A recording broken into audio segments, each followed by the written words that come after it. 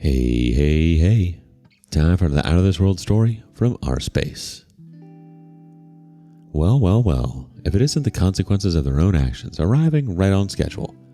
Today on rSpace, we watch two white-collar Bonnie and Clyde wannabes implode under the weight of their own stupidity.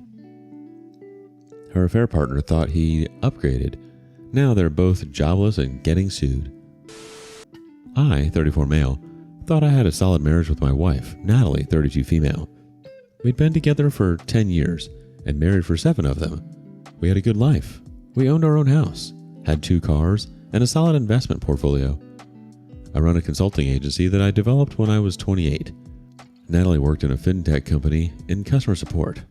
I make a lot of money from my business, but we've never lived more lavishly than we had to. I put a solid amount of my income into various investments. Personally, I'm not interested in living large. My financial goal is to retire early, and that requires a ton of financial discipline. We both handled the day-to-day finances together, but I was responsible for all the long-term financial planning in the relationship. I was fully transparent about everything though, and she knew exactly how much money we had invested. It was a lot. I won't go into specifics, but it was enough to make it seem like we were rich. But the truth is, we were still a long way off from our goal.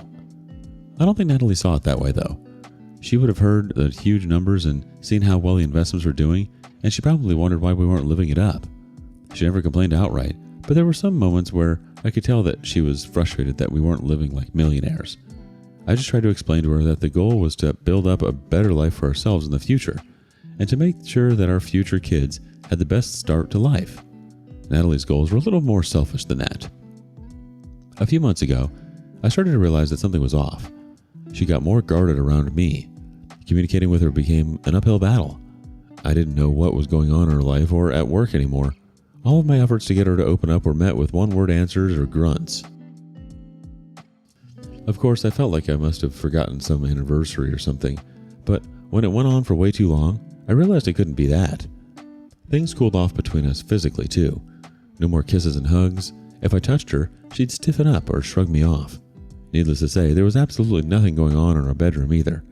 I felt like I was living with a roommate who didn't even like me. I knew I wasn't going to keep living like that, so I sat down with Natalie one day and tried to address the matter. I told her I felt like we were drifting apart. She was closed off, emotionally and physically. I felt like I was completely alone in this relationship. It didn't surprise me that Natalie refused to engage with me at first. She kept repeating that everything was fine. I don't know why women do this when they are clearly not fine. She barely even looked at me as she replied. I was completely fed up at that point and asked if she wanted to get a divorce. That changed her tune completely.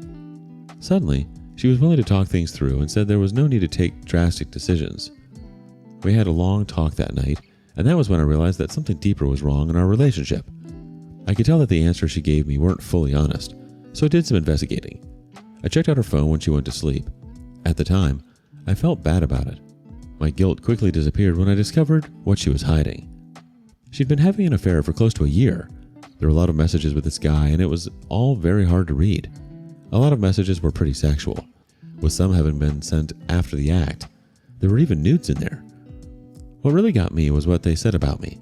They made fun of me for not knowing about them, and it was hateful stuff, with a lot of colorful language. Finding out that Natalie cheated on me was one thing, but seeing the proof of just how much she hated me cut me deep. Most of it seemed to stem from how I handled money. Natalie threw all sorts of names around. I was tight-fisted, a cheapskate, selfish. She said I pretended to be concerned about our future, but I just wanted to use my money to control her. It hurt to see what she really thought of me. About her affair partner himself, he was a guy from her work. Let's call him John. I've never heard about him before, but from the messages I found out they worked in different departments. John was in marketing or something like that, and he was happy to join in whenever Natalie started bashing me. He called me an idiot and a cuck, and make fun of me for being clueless about them. But there was one message that set off a warning in my brain. Natalie had sent a pretty emotional rant about how I was hoarding life-changing money, and John replied, "Good thing we spend it better than he does." Natalie had replied with, "Not here," and that was the end of the topic. There were a lot of things that confused me about that. Not here? Was she saying that she didn't want to discuss that through text? Why? If she was afraid I'd check for her phone, then why was she even texting him in the first place? Why didn't she delete the message? Was there something worse than the affair that they didn't want me to discover? I remembered all those stories about wives getting rid of their husbands, Sometimes they had their affair partner do it, or they got a hitman, or used poison. My imagination was going into overdrive, and I needed to find out what they had planned, if anything. But there was another thing that my mind was stuck on. He didn't say they would spend my money better than I do. He said they spend it better than I do. Present tense, like they were already spending my money. It sounded like they weren't even waiting for me to be out of the picture. Were they stealing from me? I realized how paranoid I was becoming, and I forced myself to stop and breathe for a minute. I might have just been reading too deeply into all of this. It could just be an odd choice of words, but that night's discoveries made it clear that I didn't have the luxury of waving things away to chance. I now had to assume the worst at all times. So I acted on the assumption that they were discussing some plans somewhere else. Plans to get rid of me? To divorce me and run away with half my investments? Only one way to find out. I started off checking through her DMs on social media. I checked them all, even LinkedIn. Nothing. I sat thinking for a while. Where else could they communicate? There was the possibility that they planned in person, but that didn't help me. The idea hit me when I saw her email icon. There was no way they were dumb enough to use their work email. In a way, it made sense. I wouldn't be able to access it, though discussing something sensitive on their work email was a horrible idea. The IT department in most companies has a way of checking messages sent using their domain. I ran downstairs to grab her work laptop. Sometimes she logged into her work email from home. Luckily for me, she was still logged in. I skimmed past a lot of boring stuff until I found her email thread with John. They were dumber than I gave them credit for because they really did discuss their plan in their work email. I couldn't believe anyone would be that stupid. I was relieved to find out they weren't planning to off me, but the truth wasn't much better. They were plotting to get my money. In fact, they'd already been stealing from me for a while. Natalie was funneling off small amounts of money disguised as various small purchases, and the money was finding its way to John's bank account, where they were free to spend it as they liked. On a few occasions, he'd draft up a convincing invoice for something that we actually needed to get done at home, like fixing a plumbing or electrical issue, and his invoice would be inflated. I'd pay based on that, and then I assumed she'd go to the actual person for the job, who would charge a lot less. They'd keep whatever was on top. But they were talking about playing the long game too. They were waiting for my investments to grow, then she'd divorce me and take half of what I earned. Then, according to them, they'd be set for life and would move out of the country. I was shocked, but I immediately began covering myself. The first thing I did was document everything, all the text messages proving their affair, and the work email showing the theft. I emailed everything to myself and to a trusted friend as a backup. I planned to keep everything on a USB drive too. I couldn't be too careful. This was evidence of a crime. When I was done, I didn't wake her up to talk to her about it. I just left the house. As far as I was concerned, she was dangerous. She was cheating on me and actively stealing from me. Who knew what she could do if I confronted her? In the end, I didn't have a choice about it. I was in the living room on my way out the door when she came out of the bedroom. She asked where I was going. I stopped for a moment and then told her I was leaving her. I knew about the affair. She asked me what I was talking about and I told her not to play dumb. I had the messages from her phone. She'd been talking to John about leaving me, so now I was doing them both a favor. She was quiet for a moment and then she said we could talk it through. She didn't really want to run off with John. She was just acting out. Something about that pissed me off. Maybe it was the fact that she thought I was stupid enough to believe that, or maybe it was the dispassionate way she said it. So I told her that I knew she was planning a life with him. I'd seen the emails. The shock on her face gave me the first bit of happiness I'd had all night. When she finally spoke, she said, "What emails?" So I explained. I told her I'd seen the work emails, the ones where she and her affair partner confessed to their crimes of siphoning off money from me, emails discussing criminal activity that they'd sent using work resources. By the time I was through with them, they'd be in legal trouble, and they'd lose their jobs too. Now I saw real panic from her. She started crying and said that I was the one who had pushed her to this. Half of my money was hers, and she was just taking what she deserved. I said I knew what her game was. She wanted to steal as much as she could before we got divorced, and then take half of what was left when we finally split up. But her plan had backfired. She'd be lucky if she got a single cent now. She followed me out to the driveway, still crying and trying to justify stealing from me. She begged me not to blow things out of proportion. She kept repeating that half of my money was hers anyway. I got tired of hearing her say that and told her that she could ask her lawyer how true that was. She grabbed my arm and asked if I was really going to take her to court over some money. She was causing a scene, and I could see the lights starting to turn on in some windows. Either she didn't notice or she didn't care. She grabbed my arm and I asked if I really cared about money more than our relationship. I reminded her that she didn't care about the relationship either, That's why she'd been planning her escape with a coworker who just saw her as a golden ticket. They both wanted to use my money to upgrade their lifestyle. I let her know that I'd rather burn every dollar that I had on legal fees than let her and her affair partner walk away with anything I'd earned. I shook her off me and got into my car.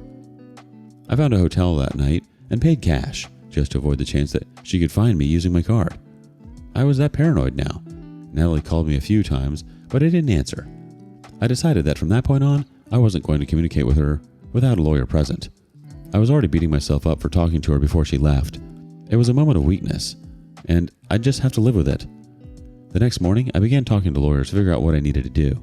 I found out that one lawyer wasn't going to cut it. I would need two. One to start divorce proceedings, and the other to explore my legal options regarding the theft. My lawyer confirmed what I had suspected. What Natalie and John had done wasn't just immoral, it was criminal. They committed theft, fraud, civil conspiracy, and possibly identity theft. They'd misappropriated funds and assets that were in my name only. This was much more serious than I'd originally thought, and I had to start protecting myself. So the very next thing I did was lock every single account she had access to.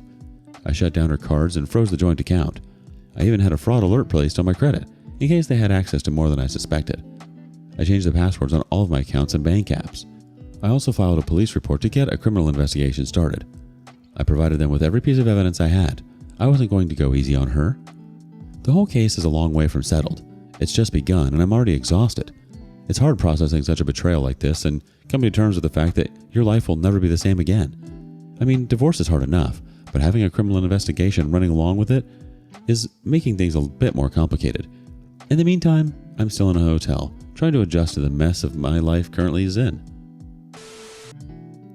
Honestly, if you hadn't caught it, they probably would have tripped themselves up eventually with the level of recklessness. It's not just the affair or even the theft. It's the way they ridiculed you, plotted behind your back, and felt entitled to everything you'd worked for. That kind of entitlement, combined with cowardice, makes for a particularly nasty flavor for betrayal. Update. I really meant to post an update sooner, but there were a few reasons why I couldn't. For one, I've just been really busy.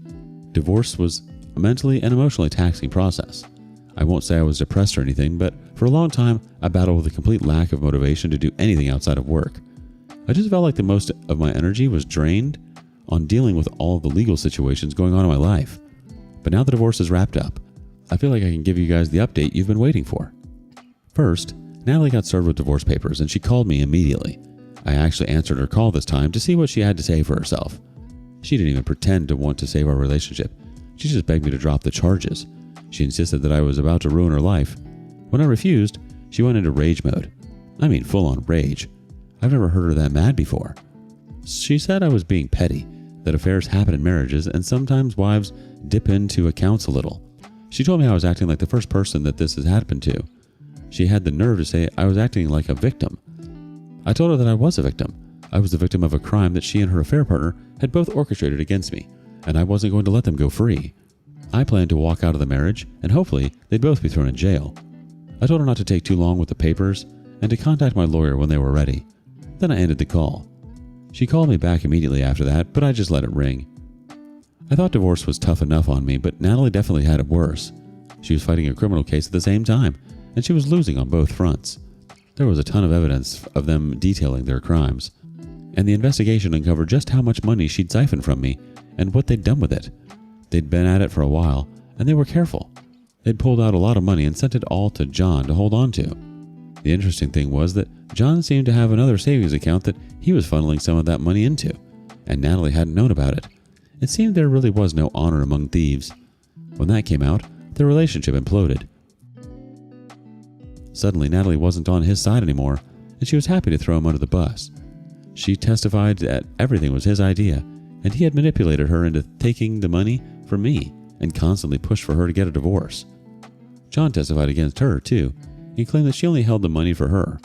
He revealed the different methods she'd used to bleed my accounts. I found it poetic how they both turned on each other. Then there was the fact that they'd done all of this with their work emails. Apparently John had believed that the police weren't allowed to make them turn over the contents of their work emails because of a company's confidentiality rules. I don't know where he got that stupid idea like that from. It was kind of insulting that he was the idiot my wife wanted to leave me for. He was wrong, of course. The company happily gave the police access to Natalie and John's email logs. My lawyer said they wanted to prove that the organization had nothing to do with the crime, which meant throwing those two under the bus. It goes without saying that they were fired too. The trial is still ongoing at the moment, but it's pretty obvious that things won't end well for them. Natalie talked about suing her former employer for wrongful termination, but it seems like that isn't going anywhere. There's no case there, and I'm sure she knows it too. Thankfully, the divorce is on a separate timeline from the criminal case, and it's already been finalized.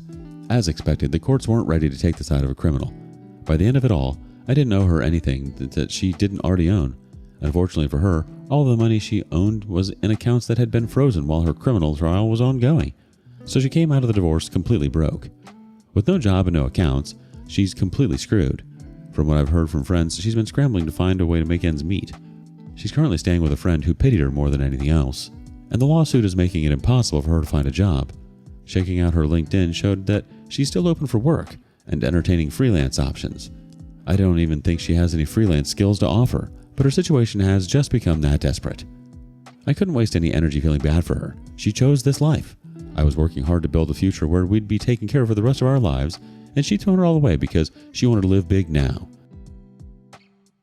Now she and her affair partner were pretty much at war with each other. She had no prospects, and she was facing serious legal consequences. She kept accusing me of ruining her life, but I couldn't take credit for that. She'd accomplished that pretty fine on all her own. I'm optimistic that by the time the trial is over, I'll be able to recover the money she took from me. Until then, I'll continue building my wealth on my own, aiming for the financial freedom that she was too greedy to wait for.